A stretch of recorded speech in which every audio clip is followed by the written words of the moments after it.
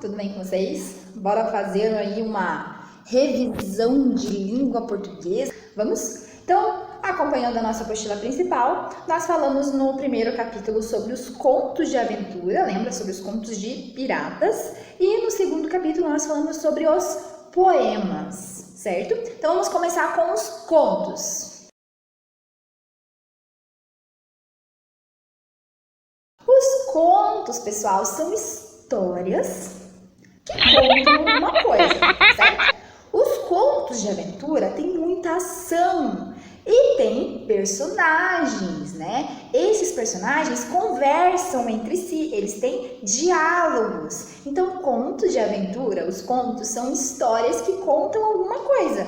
E os contos de aventura têm muita ação, tem altos e baixos, tem muita aventura, tem muita dinâmica, tem muito suspense. E tudo isso serve para prender a atenção do leitor, certo? Os contos têm de diversos tamanhos, tá? Eles são grandes, eles são pequenos, eles são escritos para todos os públicos. São escritos para crianças, como os contos de fadas, são escritos para os adolescentes, são escritos para os adultos, são escritos para os idosos. Eles têm um público muito abrangente, tá? Ele não tem um público específico, como no caso das canções infantis. Canções infantis são direcionadas para as crianças. Já os contos, eles não têm um público definitivo, ele pode ser para qualquer público, entenderam? Como a prof disse, o conto vai ter alguns personagens, e desses personagens vai ter alguns personagens que são principais, e eles vão conversar entre eles, né? Vão ter ali o seu diálogo. Os contos também não têm autores como qualquer outro texto, né? Todo texto tem o seu autor, às vezes tem um autor desconhecido que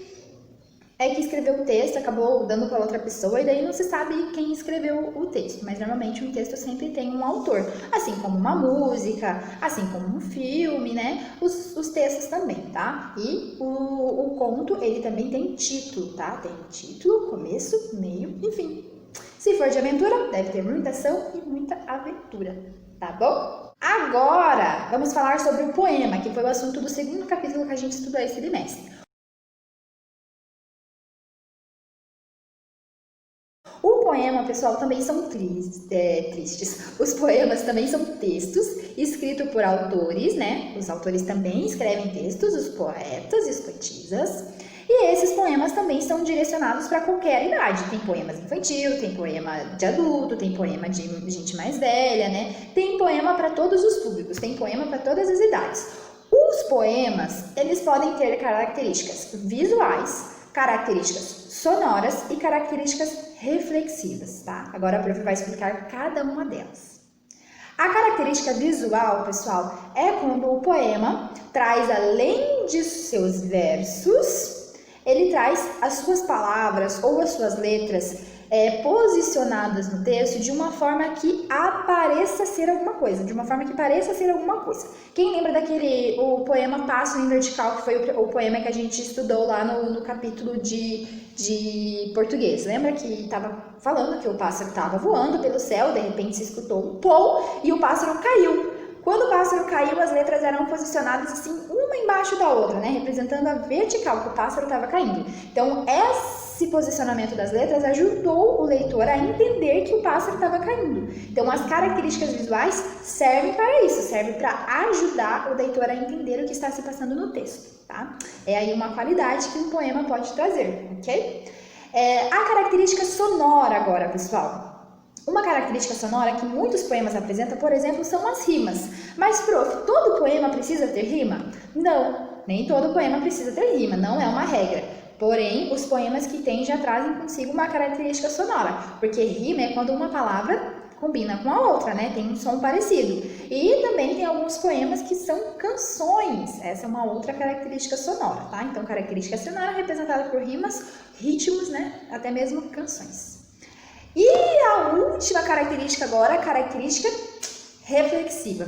Pessoal, a característica reflexiva é quando um poema trata de algum assunto assim que nos faz refletir sobre a vida, sobre a esperança, sobre o amor, que ele traz, né, algo que nos faça pensar. Ele pode ter essas três características juntas, prof. Ele pode ser reflexivo, pode ter característica visual e pode ter característica sonora? Pode. Um poema só pode juntar essas três coisas. Porém, tem poema que vai ter só uma, tem poema que vai ter duas, tem poema que vai ter nenhuma, muito depende do poema, tá bom? Agora, vamos falar sobre outras coisas que a gente falou nesse bimestre, então vem comigo. A gente também falou nesse bimestre, pessoal, sobre as terminações de algumas palavras. Nós falamos sobre as terminações oso, osa, esa e esa, tá? Então, a prof vai ler aqui um quadro rapidinho que tem lá na apostila complementar de vocês, para vocês entenderem um pouquinho. Então, ó, as terminações oso e osa são usadas em adjetivos derivados de substantivos. Por exemplo, gostoso, que é derivado de gosto, famosa, que é derivado de fama. Essas palavras são escritas com S. Então, sempre que terminar com oso, osa, vai terminar com S, mesmo S tendo o som de Z, tá bom? Gostoso, famosa, gostosa, carinhosa, cuidadoso, cauteloso, cautelosa, cuidadosa, preciosa, vai ser sempre com S, ok? Agora, as terminações com esa, com S, e esa, com Z, são um pouquinho mais complicadas, porque elas têm o mesmo som, né? Percebam, esa, com S, esa com Z, elas têm o mesmo som, só que tem uma regrinha na língua portuguesa que na hora de se escrever vai se aplicar essas palavras. Então, ó, preste atenção. A terminação esa com S aparece principalmente nos adjetivos que indicam origens ou títulos, tá? Então, quando termina com esa com S, é relacionado ao lugar que a pessoa nasceu ou algum título, tá? Como, por exemplo, burguesa, duquesa, portuguesa, que mais? Inglesa, são terminadas com ESA, ESA, porque tem a ver aonde a pessoa nasceu e o título que ela tem, ok? Já a terminação esa com Z, pessoal, prestem bem atenção, serve para substantivos derivados de adjetivos, como beleza, que deriva de belo, e riqueza, que deriva de rico. Lá nas terminações oso e osa, lembra? Eles eram adjetivos derivados de substantivos. Já nessa terminação esa com Z, eles são substantivos derivados de adjetivos. Eles são ao contrário. Lembrando que adjetivos são aquelas palavras, são termos que nós usamos para qualificar alguém. Pode ser tanto uma qualidade, quanto um defeito ou um estado, certo? Isso é um adjetivo. Quando eu falo, nossa, como você está bonita, bonita é um adjetivo. Nossa, como você está belo, isso é um adjetivo. Nossa, como você está alegre, isso é um adjetivo. Se ele tem a ver com estado, com qualidade ou com defeito, é adjetivo. E substantivos são termos, no geral, usados para nomear, né, objetos, seres no geral, como mesa, cadeira, então se aplica essa regrinha. O que vocês devem sempre ter em mente, que pode confundir um pouco, é que esa com S vai ser usado para aquelas palavras que têm a ver com a origem da pessoa. Já esa com Z serve para substantivos derivados de adjetivos. É um pouquinho complicado, mas essa é a primeira vez que vocês estão estudando esse tema e vocês vão estudar há muitos e muitos e muitos anos ainda até conseguir pegar a prática. Não se preocupem, até a Prof. Fer tem muita dúvida nesse assunto, tá? Na hora de se inscrever, e se a Prof fica com dúvida, eu corro pesquisar para não acabar escrevendo errado, tá bom? Vamos então para o próximo assunto. Agora, vamos falar sobre os pronomes possessivos. Os pronomes possessivos são aquelas palavrinhas que a gente usa para dizer se é nosso, se é meu, se é dele, né? A gente usa essas palavrinhas como essa garrafinha aqui é minha. Minha é um pronome possessivo, porque eu tenho posse por ela, ela é minha. Já essa apostila aqui é dela. É dela essa apostila, não é minha, é dela. A posse dessa apostila é dela. Esse computador que está aqui é meu esse computador, eu que uso ele. Entenderam? Mais ou menos assim. São pronomes possessivos. Dele, dela, meu, minha, nosso, nossas, suas, seus, sua, dele, certo? Esses são os tipos de pronomes possessivos, ok? Se eu quero falar,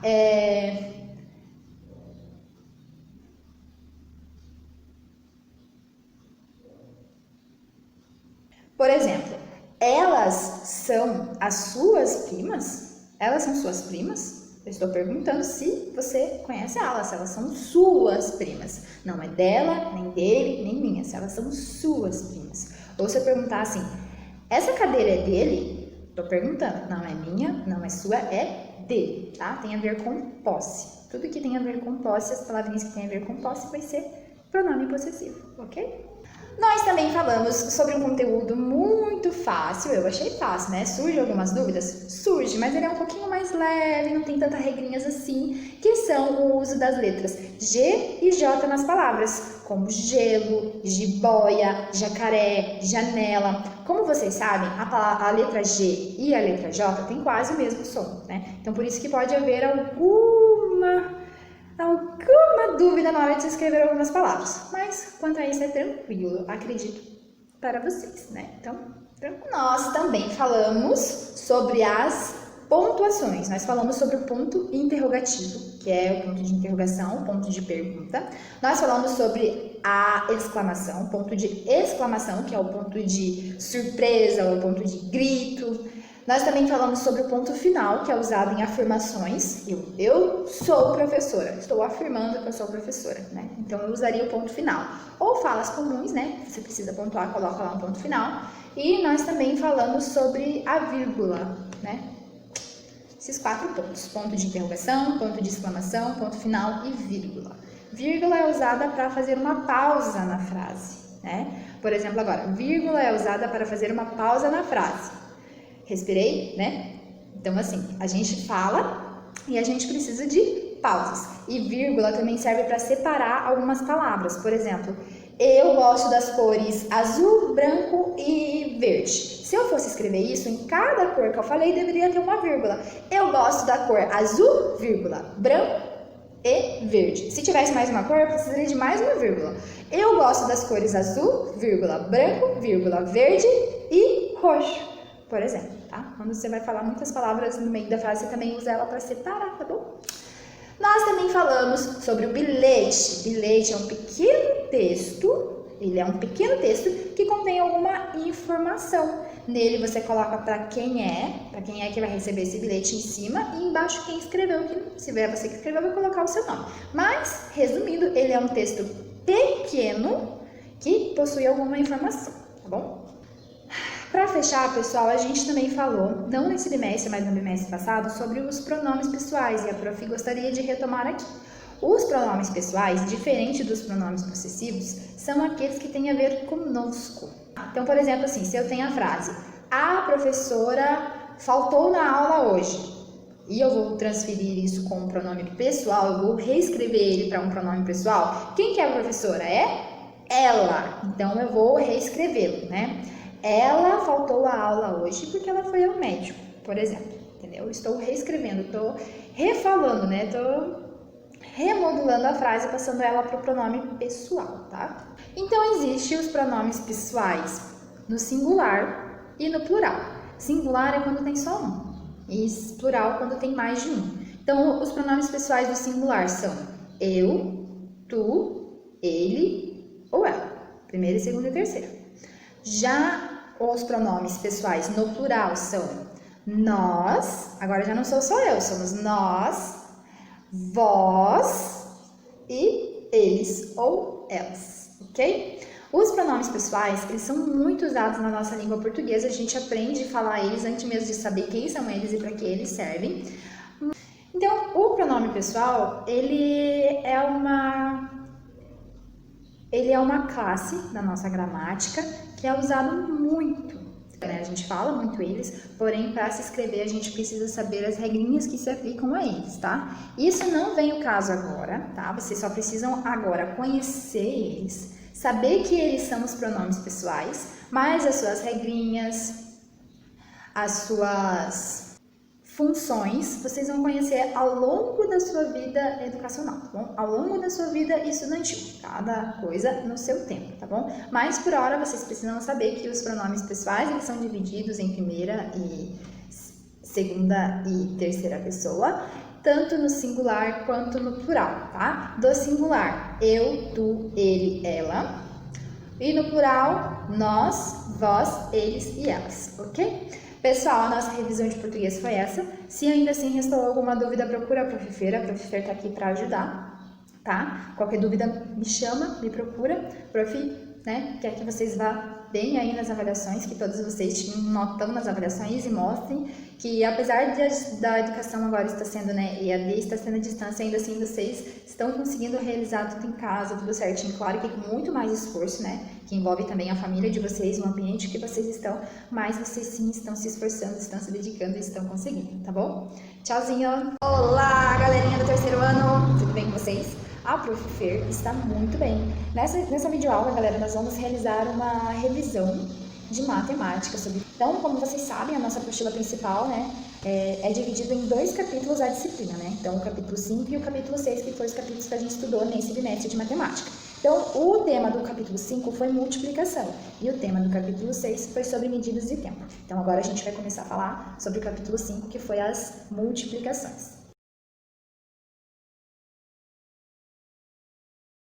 Sobre multiplicações, pessoal, a gente começou falando sobre as parcelas iguais, né? Então, ali, a multiplicação, ela pode ser, sim, a adição, ela pode ser comparada à adição se ela for parcelas iguais. Por exemplo, se eu quero saber o resultado de 4 vezes 4, eu posso repetir o 4 vezes para mim saber qual é o resultado e somar eles. Então, ficaria 4 mais 4 mais 4 mais 4. Daria um resultado de 4 vezes 4, né? Repeti 4 vezes o 4 e somei essas 4 parcelas de 4. Já na multiplicação, seria apenas 2 parcelas, né? Seria 4, sinalzinho de vezes, sinalzinho de multiplicação, vezes 4. Daria o mesmo resultado, né? Depois, pessoal, a gente falou, né, a gente iniciou falando sobre as tabuadas. Nós vimos desde a tabuada do 2 até a tabuada do 7, né? Nós realizamos muito exercício sobre as tabuadas e a gente já tinha feito a tabuada no caderno lá no primeiro bimestre. Então, eu acredito que a tabuada é um pouco mais tranquila para vocês, tá? Depois, nós vimos as multiplicações no quadro de ordens e depois na malha quadriculada, certo? Então, agora aqui, a prof vai explicar cada um de vocês no quadro qual é o quadro de ordens e qual é a malha quadriculada, tá bom? Então, vamos lá. No quadro de ordens, pessoal, a gente vai começar trabalhando, né, com unidade, dezena e centena, por enquanto, né? Unidade, dezena e centena. Vamos supor que a multiplicação que vocês deveriam fazer é 322 vezes, né, que é o sinal da multiplicação, vezes 4. Vamos pôr o 4, certo? Agora, a gente vai resolver no quadro de ordens, sempre começando com a unidade. Então, ó, 4 vezes 2, que é a unidade, é 8. 4 vezes 2, dezena, também é 8. E 4 vezes 3 é 12. Então, ficaria como resposta 1.288. 322 vezes 4 é 1.288, certo? Primeiro eu multipliquei 4 vezes 2, que era a unidade, 4 vezes 2, dezena, e por último 4 vezes 3, centenas, ok? Agora, na malha quadriculada, são esses quadradinhos aqui. Aí, vamos imaginar que a multiplicação que a gente deveria fazer é 5 vezes 2, ó, 5 vezes 2. Como que a gente coloca isso na malha quadriculada? Então, primeiro eu vou pintar 5 quadradinhos, ó, 1, 2, 3, 4, 5. Por 2. Onde eu vou pintar 2, prof? Aqui? Não, embaixo daí, tá? 1, 2. Então, vamos pintar o resto.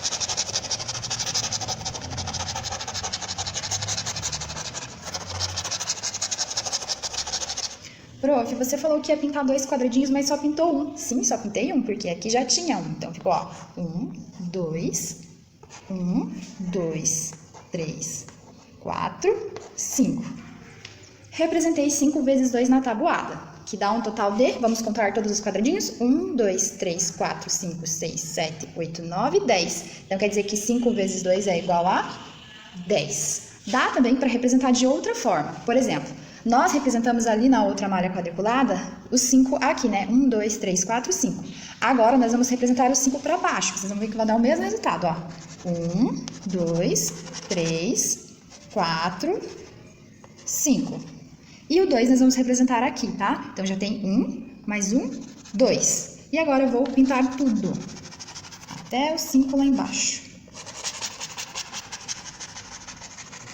Muito bem. Então, nós temos 1, 2, 3, 4, 5, 6, 7, 8, 9, 10, da mesma forma, só que foi colocado em posições diferentes, tá bom? Então, ó, a posição não importa, tá bom, pessoal? O resultado é o mesmo, porque 5 vezes 2 é igual a 10 e 2 vezes 5 também é igual a 10, tá? Quadro de ordens e malha quadriculada. Muito bem, né? Então, foi esse o nosso tema do 5º capítulo lá de matemática na nossa apostila principal. Agora nós vamos falar sobre o capítulo 6 e o tema foi medidas de tempo.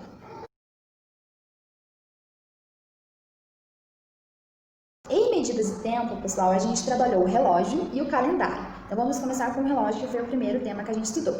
No relógio, a gente viu que um dia tem 24 horas. Nós vimos que 24 horas é o tempo que a Terra demora para dar uma volta em si mesma, por isso que tem o dia e a noite, certo? E esse tempo leva 24 horas. Os nossos relógios, eles marcam as 24 horas do dia. Se for um relógio digital, ele vai marcar as 24 horas do dia de 1 a 24 ou de 1 a 00, que é meia-noite, que é a última hora do dia. Já se for um relógio de ponteiros, pessoal, ele vai marcar de 12 em 12. Então, ele vai marcar as primeiras 12 horas do dia e as últimas 12 horas do dia. Para isso, ele vai ter que dar duas voltas inteiras no relógio, porque 12 mais 12 é 24. A gente também viu uma questão que deixa bastante dúvida, que é a questão assim: 1h da tarde, se nós precisarmos escrever, nós precisaremos escrever como 13 horas, porque é a 13ª hora do dia. Se forem 8 horas da noite, a gente vai precisar escrever 20 horas, porque é a 20ª hora do dia. Se for 11 horas da noite, nós podemos falar 11 horas da noite, claro que podemos. Porém, na hora de se escrever, nós vamos precisar escrever 23 horas, porque é a 23ª hora do dia, tá? Então, tem essa questão. Eu posso falar 10 horas da manhã e escrever 10 horas normal, até meio-dia. Chegou no meio-dia e eu for precisar escrever da 1 à meia-noite, eu vou precisar escrever 13, 14, 15, 16, 17, 18, 19, 20, 21, 22, 23 e 24 horas ou 00, tá bom? Que daí 00 é porque começa um novo dia, beleza? Então, agora, a prof vai mostrar ali 3 exemplos de relógio, tá? O primeiro relógio, analógico, que é o relógio de ponteiros, a prof vai marcar as horas exatas, que é a hora sem minuto. No segundo relógio, a prof vai mostrar as horas com meia hora, por exemplo, meio-dia e meia, 10h30, 11h30, 8h30. E no terceiro relógio, a prof vai mostrar as horas com os minutos, certo? Lembrando, pessoal, que no relógio de ponteiros, o ponteiro menor marca as horas e o ponteiro maior marca os minutos. E aquele ponteiro vermelhinho bem rapidinho marca os segundos. Vamos lá? A prof vai marcar a hora exata. Para marcarmos a hora exata, pessoal, independente de ser do dia ou da noite, porque esse relógio marca do 1 ao 12, a gente vai usar para marcar o 00, que é uma hora exata, no 12, tá? Então, vamos começar pela hora. Vamos imaginar que agora são 3 horas da tarde em ponto, sem um minuto a mais e sem um minuto a menos. Então, eu vou desenhar o meu ponteiro pequeno aqui, que é o ponteiro da hora, 3 horas em ponto. Como eu falo 3 horas em ponto, como que eu marco isso no relógio? Eu marco com o ponteiro grande lá no 12. Isso daqui representa 3 horas em ponto. E esse ponteiro não vai mudar. Se for 1 hora em ponto, vai ficar assim. Se for 4 horas em ponto, vai ficar assim. Se for 7 horas em ponto, vai ficar assim. E se for 11 horas em ponto, vai ficar assim também. E se for meio-dia em ponto ou meia-noite em ponto, vai ficar um ponteiro assim em cima do outro no relógio, que quer dizer que é meio-dia em ponto. Por quê? Porque o número 12 representa 00 minutos ou 00 horas, significa que é hora exata. Então, sempre quando você for precisar marcar uma hora exata, que não tem nenhum minuto, você vai marcar assim, com o ponteiro grande no 12 e o ponteiro pequeno na hora desejada, ok? Vamos agora para meia hora. A meia hora, pessoal, sempre é representada pelo número 6, porque 6 é a metade do relógio, certo? 12 tem 12 unidades, e metade de 12 unidades são 6 unidades. Então, meia hora sempre vai ser representado pelo ponteiro grande, que é o ponteiro de minutos, no número 6. Então, se são meio-dia e meio, o ponteiro vai ficar assim, ponteiro pequeno de hora no 12, ponteiro grande de minutos no 6, que quer dizer meia hora, 30 minutos. Se for 3h30, vai ficar assim, ponteiro pequeno no 3, ponteiro grande no 6, que quer dizer 30 minutos, 3h30. Se for 8h30, vai ficar assim, o ponteiro não sai de lá, meia hora sempre representada pelo ponteiro grande nos 6, que significa 30 minutos. Se for 6h30, vai ficar assim, um ponteiro em cima do outro, 6h30, ok? Vamos agora para o último relógio que a prof falou, que vai explicar sobre os minutos. Então, cada número desse relógio equivale a 5 minutos, tá? A prof vai colocar aqui todos os 5 minutos para vocês entenderem mais ou menos. Muito bem, tá aqui. Então, como vocês podem observar, o relógio anda de 5 em 5 minutos. Mas, prof, então não tem 3 minutos, 2 minutos, 12 minutos? Tem sim, são aqueles risquinhos que estão entre esses números grandes. Vou colocar aqui para vocês verem. Então, entre esses números, pessoal, do 1 ao 12, tem sempre 4 risquinhos, que são os outros 4 minutos que ficam entre eles, tá? Então, vão ser 5, 10, 15, 20, 25, 30, 35, 40, 45, 50, 55 e 60, que seria, né, zerou a hora, começa tudo de novo, ou zerou o minuto, começa tudo de novo. Então, vamos começar aqui representando a hora 2h50. Vamos lá? Então, a hora é 2. Então, vamos apontar o ponteiro pequeno, que é de hora, pro 2. E aonde está o minuto 50? Está lá no 10. O 10 representa 50 minutos, quando o ponteiro grande está apontado a ele. Então, essa é a hora 2h50. Prof, mas e se fosse 2h56? Se fosse 2h56, pessoal, a gente precisaria apontar esse ponteiro grande lá depois do 11, um pouquinho depois do 11. 2h56. Vamos agora representar meio-dia e 12. Vamos lá? Deixa eu apagar os ponteiros. Então, o meu ponteiro pequeno, que é o da hora, vai para o meio-dia. O 10 está aqui no 2, certo? Então, se eu quero marcar 12 minutos, eu sei que o 2 é 10. Então, 10, 11, 12. Vou apontar o meu ponteiro grande para o segundo risquinho depois do número 2. 10 e 12. Prof, e se for 4h45? Então, vamos colocar 4h45 aqui. Vou colocar o meu ponteiro pequeno no 4 e o 45 está onde? No 9. 4h45. Então, ó, o 1 representa 5 minutos, o 2, 10 minutos, o 3, 15 minutos, o 4, 20 minutos, o 5, 25 minutos, o 6, 30 minutos, o 7, 35 minutos, o 8, 40 minutos, o 9, 45 minutos, o 10, 50 minutos, o 11, 55 minutos e o 12 seria 60 minutos, né? Quando zera a hora ou o minuto, começa tudo outra vez, tá? Como se fosse uma tabuada do 5, porque os ponteiros do relógio andam de 5 em 5 minutos. Mas isso não significa que ele não marque os outros minutos. Ele marca, como a prof disse. Só que é um pouquinho mais complicado de ver, porque os risquinhos são sempre pequenininhos, tá? Aqui tem um relógio na minha sala, pessoal, esse aqui. Ele tá travado nessa hora aqui, como vocês podem ver, né? Esse relógio está marcando... não vou falar, ele está travado nessa hora aqui. Quem souber que hora esse relógio analógico está marcando, manda no Diário Escola, que a prof tá curiosa para saber, hein? Muito bem, depois que a gente falou sobre as horas, pessoal, sobre os relógios, né, sobre os minutos, sobre a meia hora, sobre a hora, né, só relembrando aqui que um minuto tem 60 segundos e uma hora tem 60 minutos, tá? Depois do relógio, a gente falou sobre o calendário, pessoal. Então, sobre o calendário, a gente falou sobre o dia, mês, ano, semana, né? Também falamos sobre a década, o século, o milênio e o ano bissexto, tá? Então, vamos começar com o dia. Como vocês sabem, o dia tem 24 horas e ele tem 4 períodos, né? Madrugada, manhã, tarde e noite. 4 períodos. Mas se for dividido, é para dividir apenas em 2, né? Dia e noite, tá? Uma semana é um período de 7 dias, ok? Uma semana é um período de 7 dias. Já um mês é um período de 30 dias, mas tem mês que tem 30 dias e tem mês que tem 31 dias. A não ser o mês de fevereiro, que tem sempre 28 dias. Sempre 28 dias? Não, né, pessoal? De 4 em 4 anos, o mês de fevereiro tem 29 dias, que é o ano bissexto. Agora, a prof vai procurar aqui na nossa apostila o porquê que isso acontece. Por que isso acontece? A resposta é um misto de aula de matemática e de história.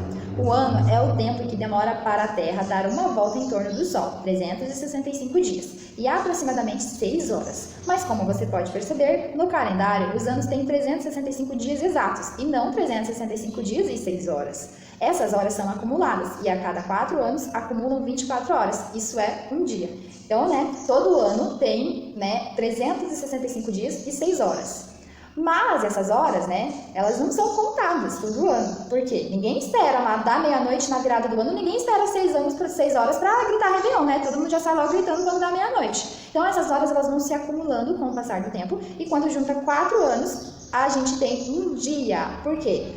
4 vezes 6 é 24. 4 vezes 6 é 24. Então eu tenho 6 horas de um ano, 6 horas do outro ano, 6 horas do outro ano e 6 horas do outro ano. Juntando essas 6 horas aí que ficaram perdidas, nós temos 24 horas que dá um dia. Por isso que de 4 em 4 anos, no mês de fevereiro, que é o mês que tinha menos dias, nós temos um dia a mais. E esse ano é chamado de ano bissexto. Então o ano passa a ter 366 dias do que os seus dias normais, né? Que é 365 dias, ok? Esse é o ano bissexto. Então, os dias da semana, né, são domingo, segunda-feira, terça-feira, quarta-feira, quinta-feira, sexta-feira e sábado. A semana começa no domingo e termina no sábado. Uma quinzena, pessoal, 15 dias é um total de 15 dias. Um total aí de 2 semanas e um dia. Um mês, como a prof disse, pode ser um período de 30 dias, porém tem mês que tem 30 dias e tem mês que tem 31 dias, tá? E fevereiro aí que é um mês de 28 dias e a cada 4 anos ele tem 29 dias. Um ano tem 365 dias, mas a cada 4 anos tem 366 dias, que é chamado ano bissexto, ok? Década. O que é década, pessoal? Década é um período de 10 anos, tá? Acredito que nenhum de vocês, nenhum dos meus alunos tem ainda uma década de vida, mas a prof já tem até mais, tá? Um século, pessoal, é um período de 100 anos. Acredito que vocês talvez não conheçam ninguém que tem 100 anos de idade, mas talvez conheçam um objeto que está na família há mais de um século, né? Então, um século é um período de 100 anos. Já um milênio é um período de 1000 anos. Nós estamos no ano de 2020. Isso significa que há 1000 anos atrás era o ano de 1020. Certo? Um milênio é 1000 anos. Daqui a 1000 anos vai ser o ano de 3020. Olha que diferente falar, né? A gente está tão acostumado com os anos 2000. Então a gente falou sobre isso. Semestre, pessoal, é um período de 6 meses. Como vocês sabem, o ano tem 12 meses. E um semestre é a metade desses 12 meses, que é 6 meses. No ano nós temos 2 semestres. Um primeiro que vai de janeiro a junho e o segundo que vai de julho a dezembro. Provavelmente você vai concordar comigo e dizer que o segundo semestre passa muito mais rápido do que o primeiro, né? Já trimestre, a própria palavra já diz, é um período de 3 meses, tá? 3 meses. E um ano tem 4 trimestres, porque 4 vezes 3 é 12. Já bimestre, que é como é dividido o nosso ano letivo, eles são uma junção de 2 meses, tá? 2 meses. O nosso ano tem 6 bimestres, ok? Muito bem, galerinha. Agora a gente vai falar um pouquinho sobre a divisão. Nesse quarto trimestre, né, normalmente, como vocês sabem, a apostila é dividida por 2 capítulos. No primeiro capítulo, que foi o 7º capítulo de matemática, a gente falou sobre a divisão. E a gente aprendeu a fazer a divisão de várias maneiras, que era para vocês verem qual maneira vocês melhor se adaptavam para fazer a divisão. A melhor maneira que a prof se adaptou a fazer foi por meio do algoritmo usual, que é o método mais tradicional que tem, porque foi assim que eu aprendi. Mas a apostila também mostrou para vocês a fazer através de estimativa, através de decomposição, e a gente vai ver essas 3 maneiras, tá? Tem um aluno da nossa sala que veio aqui um dia no reforço e ele me provou que a maneira que ele mais se adaptou em fazer foi através da decomposição. Ele misturava a estimativa e a decomposição e conseguia chegar no mesmo resultado do algoritmo usual fazendo a conta dessa maneira. Não está errado, está certíssimo, cada um iria se adaptar da maneira que mais achava legal, que mais entendesse ali o significado da divisão. Então nós vamos ver a mesma continha, 168 dividido por 2, através de 3 maneiras de fazer, 3 estratégias de divisão, tá? Depois nós vamos ver mais um conteúdo que é lá do 8º capítulo, que são as medidas de comprimento, tá? Mas isso é para logo mais. Vamos lá fazer essa continha através do algoritmo usual. 168 dividido por 2. Como o número 1 é menor que o 2, que é o número divisor, eu vou pegar o 16. Peguei o 16. Tem 16 na tabuada do 2? Como a prof tem a tabuada na cabeça, eu sei que tem. Por quanto? 2 vezes 8 é 16, ó. 2 vezes 8 igual a 16. 16 menos 16 é igual a 0. O que eu faço agora? A conta acabou? Não, resta mais um número, que é o 8. Eu vou descer ele aqui embaixo. E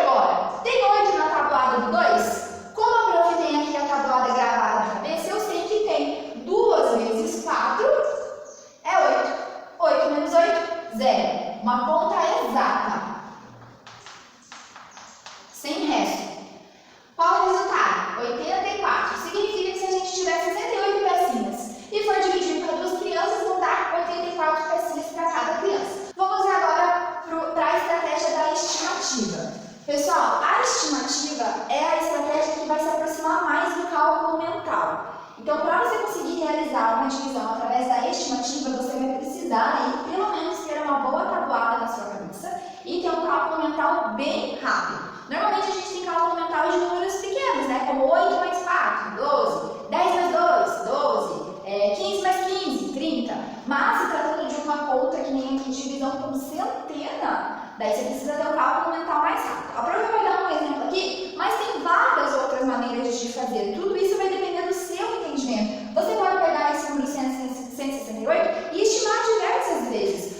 Quando eu tinha mais propriedade de vocês, eu tinha preguiça de fazer a conta de divisão assim, porque eu não sabia tabuada direito e tudo mais, eu ficava fazendo assim, 50 mais 50 dá 100, 68, 30 mais 30 dá 60, 4 mais 4 dá 8, então eu tenho 50 mais 30 mais 4. Quanto que é 50 mais 30 mais 4? É 84, que é o resultado que a conta deve dar. Mas você pode fazer isso de diversas maneiras, certo? Você pode, por exemplo, saber que a metade de 68 é 34 direto. E fazer diferente da prof que dividiu 68 de duas maneiras. Dividir uma vez com 30 e uma vez com 4. Você pode fazer de diversas maneiras. A prof vai dar um exemplo aqui, mas não significa que dessa maneira é a maneira correta, tá? Tem outras maneiras de se fazer. Tudo isso vai depender do cálculo mental da pessoa, porque a estimativa é a estratégia mais aproximada do cálculo mental, que é quando a gente não precisa fazer conta através de registro para saber um resultado. A gente faz de cabeça mesmo. Então, vamos estimar que 2 vezes 50 é 100. Isso aqui não é nem estimativa, isso aqui é certeza. 2 vezes 50 é 100. 50 mais 50 é 100.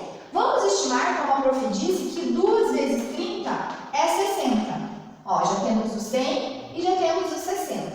100 e 60. E agora nós vamos estimar que 2 vezes quanto que é 8? 2 vezes o 4. Para saber o resultado, a gente soma essa estimativa que a gente fez aqui, ó. 50 mais 30 mais 4, quanto que dá? 84, que deve ser o resultado da divisão que a gente fez através do algoritmo usual. Todas têm que dar o mesmo resultado, porque a conta é a mesma, isso que está mudando a estratégia de fazer ela, tá? Vamos aqui com a decomposição. 168 dividido por 2, vamos realizar através da decomposição. Então, nós temos o número 168, que decompondo ele, vamos ter 100 mais 60 mais 8, certo? Temos aqui centena, dezena e unidade. Nós já decompomos ele. 100. 100 é igual a quanto? 100 é igual a 2 vezes 50. Pode ser feito de diversas maneiras, tá? Pode ser feito assim, por exemplo, 2 vezes 50, ou pode também ser feito como 45 mais 55, por exemplo, tá? Agora 60. 60 é igual ao quê? A 2 vezes 30, né? Para não ficar uma conta toda aplicadinha. E 8 é igual ao quê? 8 é igual a 2 vezes 4, que dá 8. O que nós vamos somar? Vamos somar 50, vamos somar o 30 e vamos somar o 4. O que dá? 50 mais 30, 80. Mais 4, 84, que dá o mesmo resultado. Na verdade, ficaria assim, ó, 50 mais 30 mais 4, que dá 84, que é o resultado que essa conta deve ter. É o resultado certeiro dessa conta, que também daria uma conta exata. Mas isso aqui também é variável, tá? E só para deixar bem claro, pessoal. Por que a gente aprende primeiro a multiplicação para depois a divisão? Porque para se fazer uma conta de divisão é muito necessário a multiplicação. Como vocês viram, ela está presente em todas as etapas, tá? Seja com algoritmo usual, seja com estimativa, seja com decomposição, a multiplicação está presente. Então, para você conseguir fazer uma conta de divisão, volta lá, retoma a tabuada, retoma o conceito de dobro, retoma o conceito de terço, retoma o conceito de metade, retoma a tabuada do 2 ao 10 e bola pra frente para aprender mais e mais coisas. Como a prof disse, vocês vão usar a tabuada pro resto da vida de vocês. Olha a idade da prof, a prof ainda usa a tabuada, está bem presente no meu dia a dia. Bom, vamos agora, pessoal, para as medidas de comprimento. Em medidas de comprimento, que foi o tema do nosso 8º capítulo da disciplina, a gente viu muitas formas de medir e a gente viu que elas mudam, né? Se eu quero medir uma coisa pequena, eu uso uma régua. Se eu quero medir uma coisa grande, eu já preciso medir eu preciso pegar uma trena, por exemplo. Se eu quero medir uma coisa que tem dobrinhas, uma cintura que ela é curvada, por exemplo, eu uso uma fita métrica, flexível, né? Tem várias maneiras de medir. A gente viu centímetro e a gente viu metro. Qual a relação de centímetro com metro? Que a cada 100 centímetros nós temos 1 metro. Então, se você tem 101 centímetros, quer dizer que você tem 1 metro e 1 centímetro. Se você tem quer dizer que você tem 1,50 m. Se você tem 115 centímetros, quer dizer que você tem 1,15 m, porque a cada 100 centímetros temos 1 metro. Nós também vimos a relação entre metro e quilômetro. Qual é essa relação, prof? É que a cada 1000 metros temos 1 km. Então, se você está viajando e você vê uma placa que o seu destino está a 2.000 metros, isso significa que o seu destino está a 2 quilômetros. Se você vê uma placa dizendo que o seu destino vai chegar daqui a 10 quilômetros, significa que o seu destino vai chegar daqui a 10.000 metros, tá? Você inverte para mil. Nós também vimos a relação entre litro e mililitro. Qual a relação entre eles? É que a cada 1000 mililitros nós temos 1 litro. Mililitro, ml, litro, ele é usado para medir litros, tá? Então, um copo de água, por exemplo, essa garrafinha aqui, ó. Essa garrafinha tem 500 ml, 500 mililitros. Significa que ela tem metade de 1 litro. Se eu tivesse duas garrafinhas dessa, eu teria 1 litro, porque 500 mililitros mais 500 mililitros é 1 litro. A cada 1000 mililitros temos 1 litro. E a relação de massa? Como a gente pesa uma massa? A medida de uma massa é através de grama e quilograma. A cada 1000 gramas temos 1 quilograma. Então, se você pede lá no mercado assim, me dá 2.000 quilogramas de carne, como eu vou fazer estrogonofe? Então, o açougueiro já vai saber, né, que ele tem que dar 2 quilos. É a mesma coisa de quilômetro, tá? Só que muda ali a unidade dividida. Essa é a relação. Já tonelada, que a gente viu também, tonelada é uma medida de massa bem maior, de medir peso de coisas muito grandes, né? A gente viu trem, a gente viu piano, a gente viu elefante, a gente viu rinoceronte. Essa a gente só usa para medir coisas que são muito pesadas, muito grandes, tá? Uma tonelada equivale a 1000 quilos. É muita coisa, gente, muita coisa mesmo. 1000 quilos. Então, pessoal, essa foi a nossa revisão aí das avaliações. Esses assuntos que a prof falou nessa revisão são assuntos avaliativos, tá? Então, hoje é sexta-feira, tem bastante tempo aí para vocês começarem para vocês estudarem para as avaliações de vocês. Reservem esse tempo para estudo de vocês, porque vai refletir na nota mais pra frente. Como vocês sabem, a nossa avaliação está sendo semestral, então a nota que vocês tirarem nessa avaliação vai valer tanto para o terceiro bimestre quanto para o quarto, tá? Então se esforcem, estudem para valer. É uma avaliação curta, mas com perguntas bem objetivas de conteúdos que a gente viu. E como vocês sabem, foram vários. Então é importante dar uma lida, dar uma repassada aí em todos. A prof tentou fazer uma revisão não muito longa e não muito cansativa somente com assuntos que eu creio que vai cair na avaliação, porque foi os assuntos que a gente mais estudou, foram assuntos principais, tá? Não deixem de estudar, concentração total, e dessa vez as avaliações vão ser aqui na escola, está marcado para o dia 24 de novembro, tá? Venham fazer a avaliação, converse com a família de vocês. Se houver algum problema, algum imprevisto, entre em contato comigo, que daí a gente tenta rever uma nova data, um novo horário para vocês de escolas fazer a avaliação, tá?